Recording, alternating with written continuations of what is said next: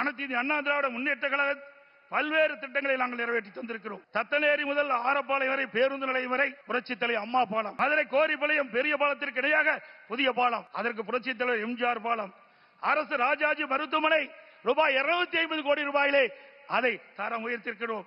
மதுரை காமராஜர் பல்கலைக்கழகம் 50 கோடியிலே உயர்மட்ட பாலம், ஸ்மார்ட் சிட்டி திட்டங்கள் மத்திய மாநில அரசு சுமார் 1100 கோடி ஒதுக்கப்பட்டிருக்கிறது.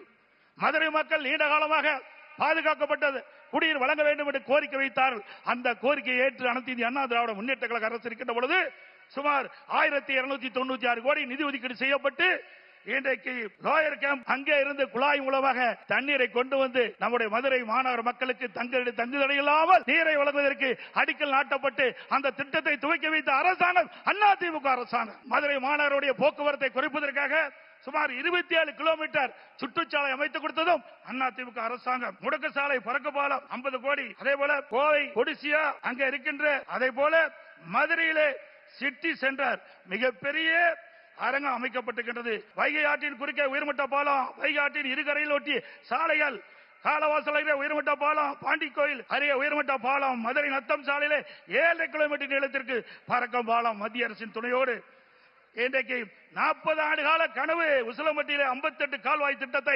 முழுமையாக நிறைவேற்றப்பட்ட அரசாங்கம் அதிமுக அரசாங்கம். வைகை குண்டாறு திட்டம் ஏற்கனவே பாட்டாளி மக்கள் கட்சியுடைய மரியாதைக்குரிய முன்னாள் மத்திய அமைச்சர் திரு அன்புமணி ராமதாஸ் அவர்கள் குறிப்பிட்டதை போல காவிரி குண்டாறு திட்டத்தை நாங்கள் துவக்கி வைத்தோம். அதையும் உடைக்கிய அரசாங்கம் திமுக அரசாங்கம். அதே போல வண்டியூர் கண்மாய் சீரமைக்க நிதி ஒதுக்கியது, அதை ஸ்டாலின் ஸ்டிக்கர் ஒட்டி திறந்து வைத்திருக்கின்றார். மதுரை மாநகர பகுதியில் 4 தடுப்பணைகள் கட்டப்பட்டன. மதுரை விமான நிலையம் விரிவாக்கம் செய்வதற்காக அனைத்து இந்திய அண்ணா திராவிட முன்னேற்ற கழக அரசு கேட்டபோது அதற்கு முயற்சி எடுத்தோம். மத்திய அரசிலே நாங்கள் பல முறை வேண்டுகோள் விட்டதின் அடிப்படையிலே அந்த சாலையிலே அண்டர் பாஸ் அமைத்து கொடுக்க வேண்டும் என்று கேட்டார்கள். அதுக்கு அனுமதி கொடுத்தோம். அந்த திட்டத்தையும் முடக்கிய அரசாங்கம் திமுக அரசாங்கம். அதே போல தூத்துக்குடி விமான நிலையம் விரிவாக்கம் செய்யப்பட்டிருக்கிறது.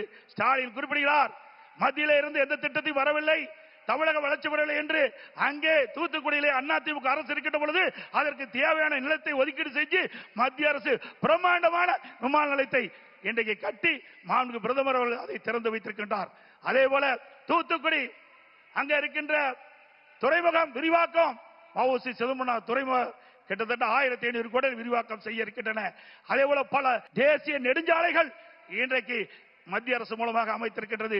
இப்படி அனைத்து இந்திய அண்ணா திராவிட முன்னேற்ற கழக ஆட்சியிலும் எண்ணற்ற திட்டங்களை கொடுத்திருக்கின்றோம். மரியாதைக்குரிய நரேந்திர மோடி அவர்கள் வந்த பிறகு இன்றைக்கு பல்லாயிரக்கணக்கான கோடி தமிழ்நாட்டுடைய வளர்ச்சிக்காக நிதி ஒதுக்கீடு செஞ்சு திட்டங்கள் நிறைவேற்றப்பட்டிருக்கின்றன.